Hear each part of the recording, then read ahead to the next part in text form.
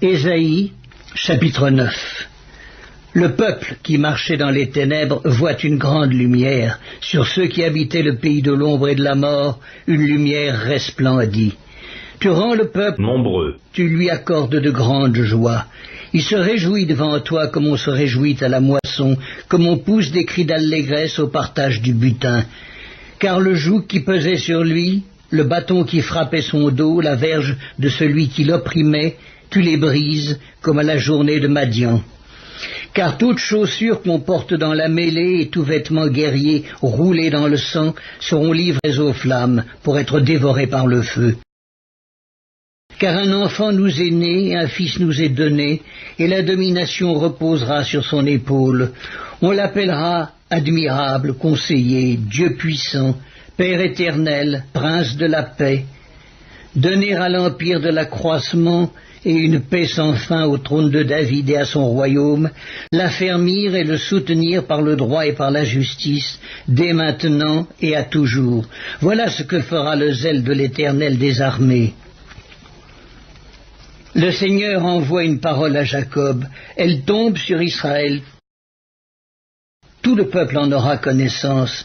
Éphraïm et les habitants de Samarie qui disent avec orgueil et fierté, des briques sont tombées, nous bâtirons en pierre de taille. Des sycomores ont été coupés, nous les remplacerons par des cèdres. L'Éternel élèvera contre eux les ennemis de Rétzin, et il armera leurs ennemis, les Syriens à l'Orient, les Philistins à l'Occident. Et ils dévoreront Israël à pleine bouche. Malgré tout cela, sa colère ne s'apaise point, et sa main est encore étendue.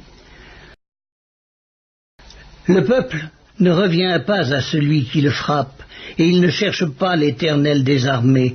Aussi l'Éternel arrachera d'Israël la tête et la queue, la branche de palmier et le roseau en un seul jour. L'ancien et le magistrat, c'est la tête, et le prophète qui enseigne le mensonge, c'est la queue. Ceux qui conduisent ce peuple l'égarent, et ceux qui se laissent conduire se perdent. C'est pourquoi le Seigneur ne saurait se réjouir de leurs jeunes hommes, ni avoir pitié de leurs orphelins et de leurs veuves. Car tous sont des impies et des méchants, et toutes les bouches profèrent des infamies. Malgré tout cela, sa colère ne s'apaise point et sa main est encore étendue, car la méchanceté consume comme un feu qui dévore ronces et épines. Il embrase l'épaisseur de la forêt, d'où s'élèvent des colonnes de fumée. Par la colère de l'Éternel des armées, le pays est embrasé, et le peuple est comme la proie du feu.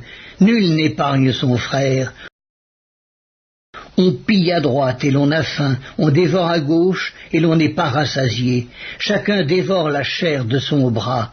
Manassé dévore Éphraïm, Éphraïm Manassé, et ensemble ils fondent sur Juda. Malgré tout cela, sa colère ne s'apaise point et sa main est encore étendue.